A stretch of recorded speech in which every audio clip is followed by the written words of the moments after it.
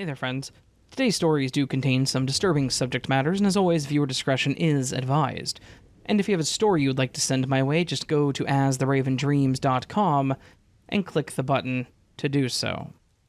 And of course, thank you.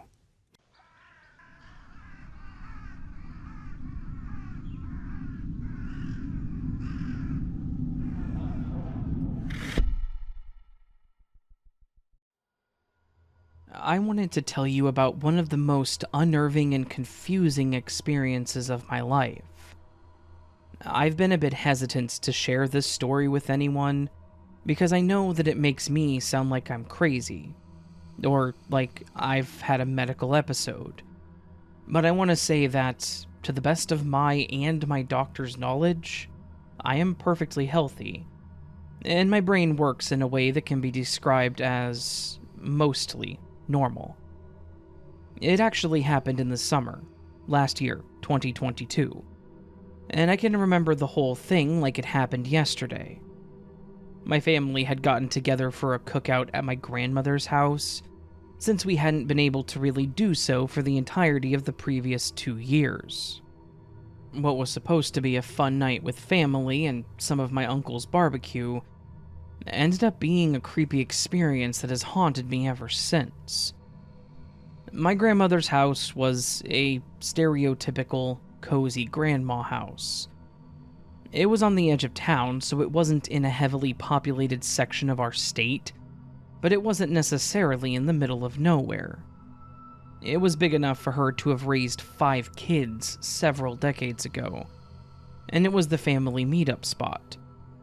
On that day, the house was full.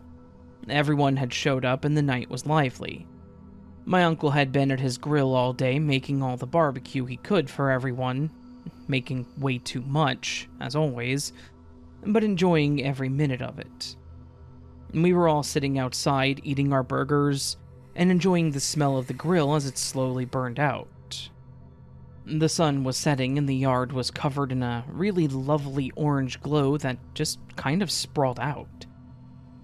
At one point, I found myself alone outside in the backyard, just reclining in a lawn chair and enjoying the calmness of the moment.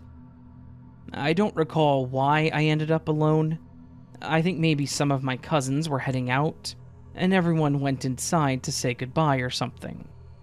But I was just sitting there in the chair, watching the sunset and sipping on my cream soda. I remember that I suddenly started feeling like I was going to get violently ill. 1 second, I was perfectly fine and content, and then I felt this sharp pain in my stomach, and got hit with that stomach rush that you get right before you throw up. I sat up and leaned forward just in case I did end up getting sick, but as I did, I could feel my heart racing and my head pounding. The air around me started to feel really heavy. I could feel myself starting to sweat more, and honestly, I thought that I was about to have a massive heart attack. It really felt like I was about to die. It was then that I looked up and noticed that there was a light above me. I looked up slightly and saw what I thought was a flashlight shining on me at first, but it wasn't. It was a light that was in the sky. It was sizable. I'm not sure of how large exactly, but decent in length in all directions. It looked to be triangular with rounded edges, and while I couldn't tell how far away it was, it seemed to be hanging above me.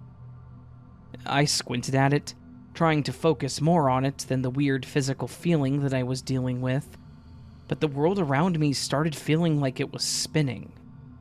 I was struggling to breathe, I was struggling to stay upright, and this surge of panic was rushing through me. I actually tried to call out, to yell for someone to come help, but I couldn't. My voice was getting caught in my throat and the words were dying before they even formed. In that moment, time seemed to stretch and blur, making me feel almost like I was underwater. I know that sounds strange, but the air was so dense and heavy that it felt like I was physically underwater. but mentally detaching from my body. My mind was screaming to move and run, but my body was completely frozen. My eyes were locked on that spectral object hovering above me. It physically felt like I was being stretched, like completely split apart, but not like I was being cut, just being pulled yet staying still.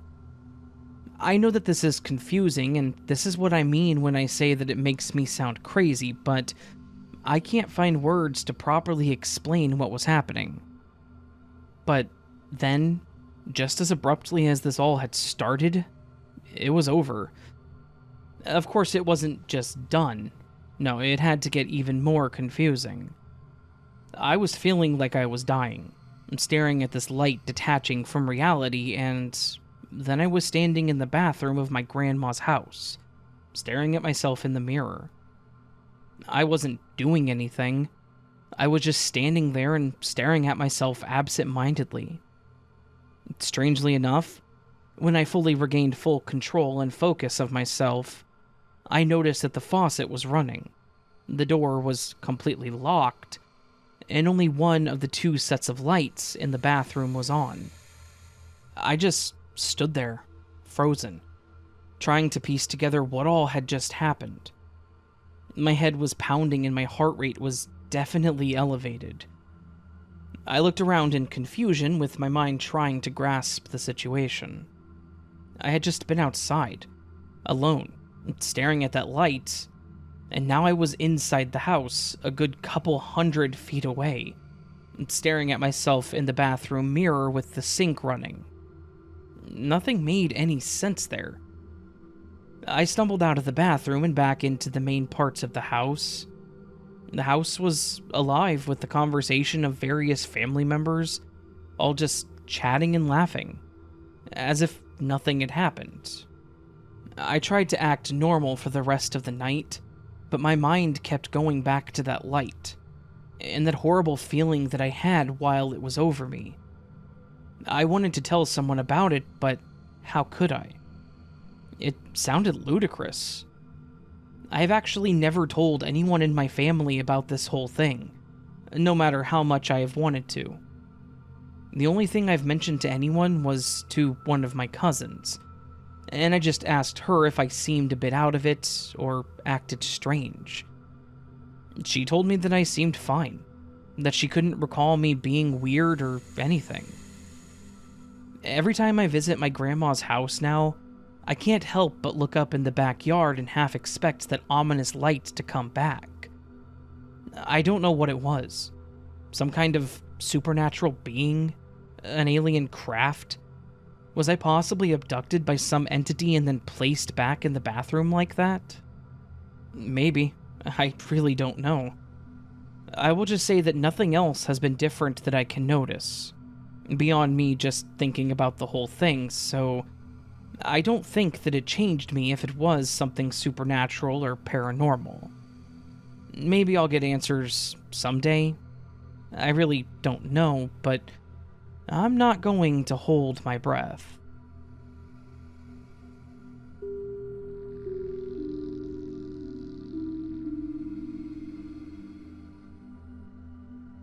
Hello.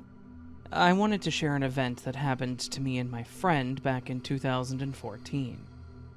I live in a part of the US where fireworks are banned, so unless we went to my grandparents' property that was over an hour away, the only thing that we could really do was have a cookout and/or go see a fireworks show.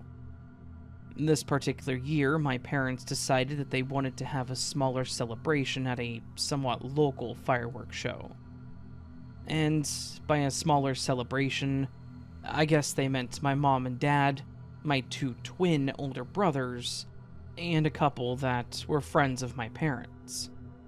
My brothers were 18, so they hung out with each other a lot, and then my parents had each other and their friends, so me being 14, I was feeling a bit left out.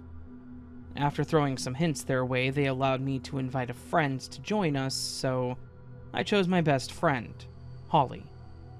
And with us also being at that age, We also wanted to look our best, so before we left for the park, we did our hair and makeup, and wore our cutest, patriotic outfits that we could.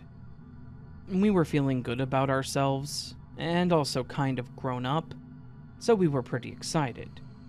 However, when we arrived, I had to help my parents pull out the chairs and the food and drinks before anything. Shortly after, 2 more of my parents' friends showed up who had a kid close to my brother's age, so they started talking to him too. I was pretty annoyed at this because if Holly hadn't come, there would be even more people in our small gathering and nobody for me to hang out with. I'm used to my parents doing that.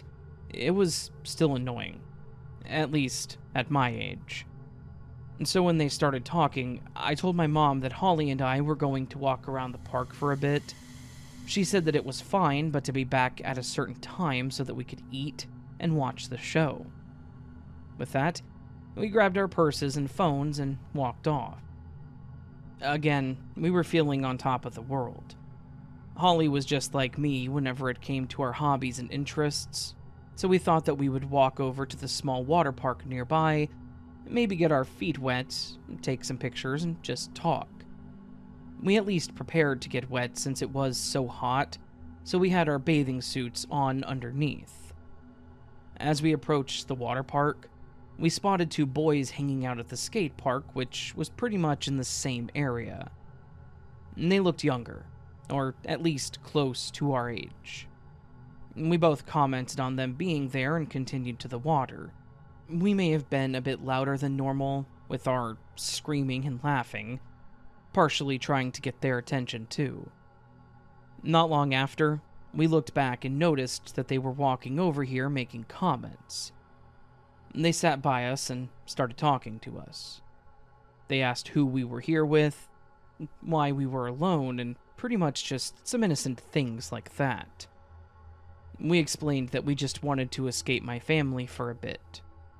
They briefly talked about themselves, telling us their names, which I don't remember anymore. They told us they were 16. We told them that we were 14, so they were pretty close to our age. After talking for a while, they asked us if we wanted to go with them to hang out some more. We asked where, and they said it would still be in the park. It was just behind the parking lot. Holly and I looked at each other and thought since it was still going to be in the park, then we should be fine. However, I knew that it was getting close to the time that my mom expected me back, and if I wasn't, I would probably get in trouble. I didn't want to be embarrassed in front of my friend and our potentially new friends, so I told them that I needed to go back to my family first. They teased us, in a friendly way, making fun of us for needing permission and having a curfew. I denied their claims and just clarified that it was more about letting them know that we were going to be out longer. I even told them that we were having a cookout and offered to bring them back something. I was 14. I didn't really know what to offer a cute boy that was interested in me, so I guess I thought a hot dog and soda would suffice. They declined, though, and said that they would just wait there. So, we waved them off and made our way back to my family. When we returned, I saw my brothers and the other guy in the field behind our car throwing a football, and there were 2 more new people there that I didn't recognize. We were greeted by my mom, I was introduced to the new people, and then we were free to eat and do whatever we wanted. By the time we finished eating, the sun was setting and the sky was transforming into the dark blues. Everyone was starting to find their seats, so we thought it was a good opportunity to dip. I once again told my mom that we were going to walk around, and since it was getting dark, she told us not to go far. I know my mom. She was way too preoccupied with her friends there and just said something to sound like a caring and in-control parent, but I knew that it was BS. So, as we started walking to the field, I gave a look to Holly and we both laughed, knowing that we were going back to the water park. We were both hopeful that the boys were still nearby, and were talking about who we thought were cuter and the other normal 14-year-old girl banter. As we got closer, we saw that they were in fact still there, now sitting on one of the railings and smoking. Now, I've caught my brothers smoking too, so I know what it looks and smells like. I wasn't interested in it, but I thought that maybe we would look cooler hanging out with them. We greeted them, and they again confirmed that we wanted to chill with them elsewhere, and we agreed. We followed behind them, past the parking lot on the other side of the water park, and down a small embankment. One of the boys pulled out a phone, turned on their flashlight, and shined it down a large cement tunnel. I've seen these before on construction sites, but I still don't know what they were for. I also didn't realize how large they were until I was standing right next to one. They stood to the side and held out an arm, ushering us into the tunnel. We walked in it at first, and it was pretty cool. Looking at Holly, I think we were both kind of nervous, but there was an opening on both sides, and it seemed like a nice place to get away. We all started talking again, about random stuff, and one of them asked what school we went to. We told them the middle school, and they mentioned a high school that we hadn't heard of. They said it was in a different city, though, so it made sense to us. They said that we looked older, closer to their age, and mentioned that they thought that we were hot. Again, it was a nice feeling to me. I just had a guy confirm that he liked me, and neither of us had been in a relationship before. That's when one of them said that they brought something and walked out of the tunnel. I saw them lean over behind the tunnel, and they came back in, wiping off a bottle. He said that he had taken it from his house, so he knew that it was good. We had never drank before, so it made me feel a bit nervous. He offered it to Holly first, and she declined. So when he offered it to me, I declined too. Again, they both started teasing us, saying that we were scared or too perfect to try it. They both took swigs of it, but then turned back to us. I guess that I was bad about peer pressure, because as their teasing and pressure continued, I caved in and grabbed the bottle from them, taking a big gulp. It was horrible. It tasted like what rubbing alcohol smelled like. It burned my tongue, throat, and nostrils as I swallowed. I handed it back to them, coughing as they started laughing. I told them they should get something better because that tasted awful. I was trying to play it off, but I think that I failed. I looked over at Holly and she laughed too, but I could feel that she was feeling a bit awkward. I thought that things were calming down when they asked us if we wanted to play a game. We just kind of smiled and said sure. One immediately suggested we play Truth or Dare, and the other one agreed. And then the one facing me said, "I'll go first. I dare you to take your shirt off," as he stared, smiling directly at me. Not knowing how to react in this situation whatsoever, I just laughed. I told them I wasn't going to do that, and they started laughing at me again, teasing me about it. They made comments about us being there with them for a reason, and that they thought that this was our intentions. Holly and I both disagreed, saying that we just thought we were going to hang out. Then the one in front of me stood up and got really close to my face. I could feel him breathing on me. He was that close. I was terrified at this point. They claimed to be 16, and it was entirely possible that they were lying, especially now seeing just how much bigger he was compared to me. I didn't know what to do. I felt if either of us tried to run, they would very clearly be able to catch us. We didn't even know that they had the alcohol on them, so who knew what else they could have had? The guy in front of me started laughing, and as fear gripped my heart, I could only muster what I normally did when I was terrified. I started crying out and called out for my dad. Except, I became quite a baby in these situations, and embarrassingly, I exclaimed, "Dad!" This caused the guy standing in front of me to look out the tunnel quickly. And that's when I realized that he probably thought I was yelling for him. I looked up to see his face, and he honestly looked concerned. So, I decided to go with it. I yelled out, "We're down here, Dad!" Holly quickly grabbed my arm and joined in on shouting for our dad. The boys made another bullying remark about us, telling us to run off before we got in trouble, and we didn't waste any time. We ran out of the tunnel and climbed back up the parking lot, looking back once to see if they were behind us. And they weren't, but we couldn't see anything a few feet in front of us due to how dark it was. We hurriedly made our way back to my family, where they were all laughing and having a good time. We climbed in the back of my dad's SUV so that we could calm down and catch our breaths. We were both deeply shaken by this, thinking about what could have possibly happened if I didn't have my little outburst there. We both kind of mutually agreed to never let something like that happen again, but we weren't going to tell my parents either. I was terrified of those boys finding us, or possibly running into them in the future. But I was also worried about getting in trouble if I told them that I drank alcohol. That's just where my 14-year-old mind went. We ate a bit more, me trying to cover up a smell that I thought they might notice, and stayed very close to my family for the rest of the night.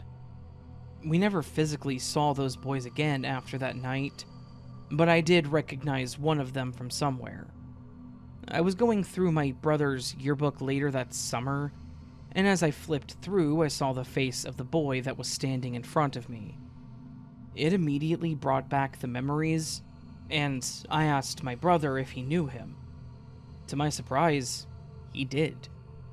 He said he used to be on their baseball team but was kicked off after getting into some trouble. I asked what he did, and he said that he didn't know for sure, but the rumors were that he beat up his girlfriend at the time or something. Then he mentioned how he didn't like him because he thought he was a weirdo, or something was off about him. He asked me why I asked about him, and I just told him that he looked familiar and left it at that. I then went to my room and tried to recover from a panic attack alone. One of them was at least 18, and they claimed to be 16, most likely because we said we were 14. They were practically adults, and they were totally okay with doing what they did to us. I still have not told anyone to this day, and I know that that was probably stupid, but I really didn't know who to tell and what, if anything, could be done. They didn't technically do anything to us, and it would have just been us versus them. I told Holly about what I found, and she also agreed that she didn't want to tell anyone, or even talk about it.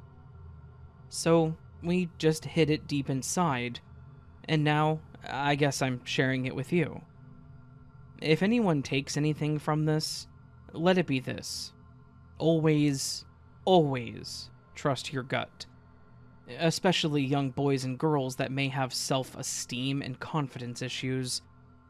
And an adult, young or old, should never want to party with a kid alone.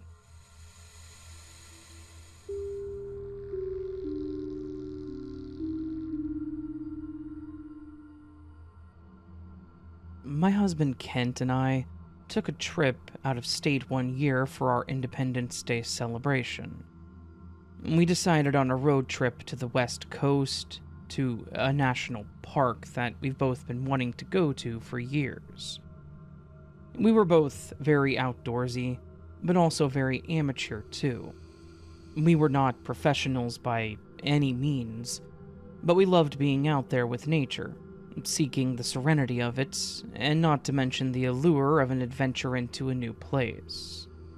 So, with our bags packed, and excitement in our hearts, we set off to enjoy each other's company, and immerse ourselves in the breathtaking beauty of steep cliffs, and trees taller than we could even fathom.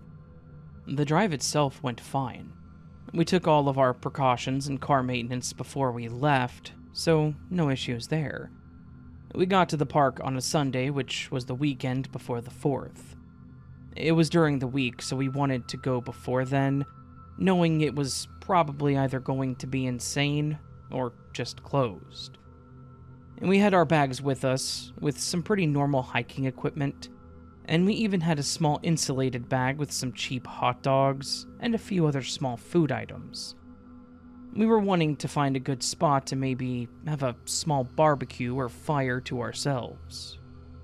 After about an hour of walking and sightseeing, we came across a beautiful fenced area that looked like it may have been an old campground. I say old because there was a boarded off place where you would see tents and a grill, but it looked really run down, like it was abandoned. However, with that in mind, and the breathtaking view, Kent said that we probably wouldn't be bothered this far up, so we decided to call it dibs. We sat under a nearby tree in the shade for a while, resting and just enjoying each other's company. And that was until our stomachs started talking too. We started pulling out our food and blankets when we realized we didn't bring any type of utensils. Our condiments were all in packages, and we didn't bring anything like potato salad, of course, so bringing something to grab the dogs from the grill didn't even cross our mind. So Kent set out to find some good sticks that we could use instead, making our meal even more authentic/camping style, I suppose. I stayed behind getting our stuff ready and trying to prepare the fire. As I busied myself with prepping our small food bar, I listened to the sounds of the birds chirping, the squirrels scurrying around the trees, and his footsteps slowly fading out. However, that's when our seemingly perfect day darkened. While Kent was searching for our utensils, I heard what sounded like a soft thud. I didn't think anything of it at first, just assuming it was maybe nearby rocks falling, or even my husband dropping something, knocking something over, or maybe breaking off a branch. No big deal. But when I called out to him asking a question, and did not even get as much as him asking me to repeat myself, I became a little concerned. I doubted that he would have gone somewhere far enough to not be able to hear me without telling me. So, I dropped what I was doing and again called out for him and got no response. I started walking back by the trees when my heart dropped. I saw him laying nearly face down on the ground. I ran up to him, turning him around when he started groaning. I was nearing a panic attack, not knowing what to do. We were way up here on a mountain pretty much alone. How was I supposed to get him help by myself? I was maybe 160 pounds at the time, and I couldn't even pick him up. I softly tapped his face and grabbed his hand, trying to get him to wake up, fearing to shake him too hard just in case he'd hurt his spine or neck. Thankfully, he finally came to, but he was still groaning in pain. I tried to ask him a million questions at once. What happened? What hurts? Are you okay? He just said that his ankle seemed to give out and he fell to the ground, hitting his head on something. He also said that his ankle was now in excruciating pain, so I pulled up his pant leg to see a huge purple and swollen ankle. If he didn't break it, it was definitely fractured or dislocated or something. After confirming that he was feeling alright otherwise, other than a headache, and that he had feelings in his legs, I helped him up. He used me to lean on and I brought him back to our blanket where I had him sit down. That's when I noticed the blood on his head. A first aid kit was something that we packed, but it too was pretty basic. I pulled out an antiseptic wipe to clean his head, and I tried my best to bandage it with the gauze that we had. Then I gave him a small one-time use ice pack to put on his ankle. While I thought I had the situation somewhat under control, my mind finally started to process the gravity of the situation that we were in. We needed help, and I was going to have to be the one to go get that help. The cell signal was shoddy at best. This was in the early 2000s, so we had some pretty crappy flip phones. Kent realized this too and said that I needed to go back down to let someone know. But to be honest, I was worried about leaving my husband alone. If he'd hit his head hard enough to get knocked out, I was worried that he might have a concussion, or something else might happen while I was gone. He did his best to assure me that he would be fine, but ultimately, I knew that I didn't have a choice. I had to go. I gave him a hug and a kiss, wiped my face, and told him that I would be back as soon as possible. I quickly walked down the path that we had used to get there, and I tried to stay calm, but the tears would not stop. I was so afraid. I was afraid of leaving him there alone. I was afraid of the idea of us being in an unfamiliar place, far from the comforts and conveniences of home, not to mention a car and a hospital. As I sprinted down the path hoping to not fall myself, every rustle of leaves and every snap of a twig sent my imagination into a frenzy. I couldn't help but envision every nightmarish possibility. Each step that I took felt heavier and heavier, knowing that it was to help my husband. After what felt like an eternity, a glimmer of hope emerged from the dense foliage. I spotted a family setting up a tent. I began crying at the sight of the other people, and immediately approached the adults and explained what happened. The woman started pointing me in the direction of a ranger cabin nearby, and asked me if I needed any help. I don't know what else they could do, but the man agreed to go back up so that he wasn't alone. I felt bad, not wanting the woman to be by herself, but she at least had the 2 kids with her. I continued down the path to thankfully find the nearby ranger cabin that was on the path opposite of the way that we went. Someone was there, allowing me to explain what happened, and they quickly grabbed some things and called in for an ambulance. Thankfully, they had a small golf cart-like vehicle, and we were able to get back much faster. I was so relieved when we got back to see him fully conscious and aware of what was going on, but his ankle definitely was not looking any better. The man with the family and the ranger helped get him into the passenger seat of the cart, and I quickly scrambled to pick up our stuff. My thoughtful husband was still trying to pick stuff up while he waited. The ranger allowed me to hold on to the back of the cart, where there was basically just a small cubby place to put items, so that I could get down to the entrance with them quickly. By the time that we got down there, the ambulance was already waiting to whisk us away. I drove our car behind the ambulance, and in that moment, I marveled at the sheer power of human compassion of these complete strangers who were willing to stop and help us in our time of need.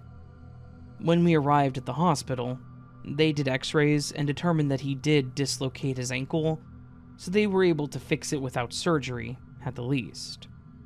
They also did a scan since the fall did knock him out to make sure that he didn't have a concussion, or worse, internal bleeding, and again, he was fine. Thank God I didn't think about that possibility at the moment of the event. Once he was in a room, I had pizza delivered to the hospital, and we just celebrated our night there. He felt bad for, in his words, ruining our trip, but I was more than happy just knowing that he was okay. We stayed at a nice nearby hotel that had a pool that we swam in and still enjoyed our vacation. Thankfully, we both got home okay, and had one hell of a story to share with friends and family. But for that moment, I was terrified, not knowing what to do in the situation. We're a lot more careful now whenever we go hiking and go into places unknown to us, but we're also much better prepared for emergencies. So stay safe and stay hydrated, friends.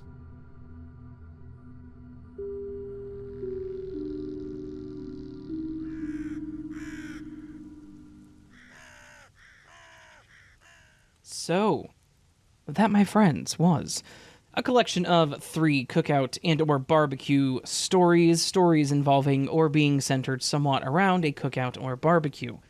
This video is in place of my normal 4th of July stories. I want it to be a little more open, a little less pigeonholed in the subject, because 4th of July stories, they don't, one, there aren't very many of them. They don't come around very often. Obviously, it's once a year, right?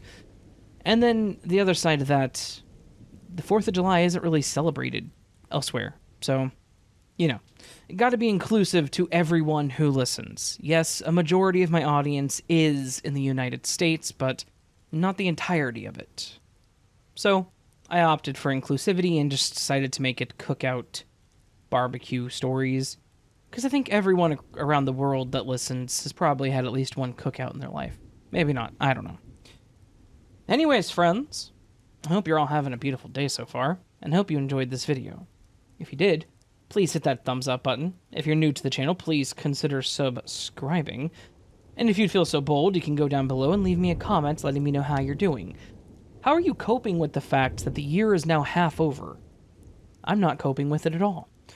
You can also do the memberships or Patreon, where you can get early access to my content, as well as other things depending on where and how you sign up.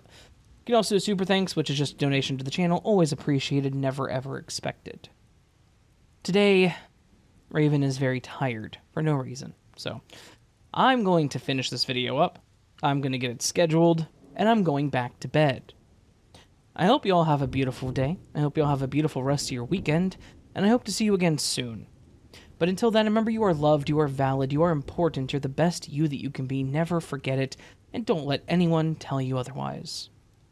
And until next time, my friends, much love, and sleep well.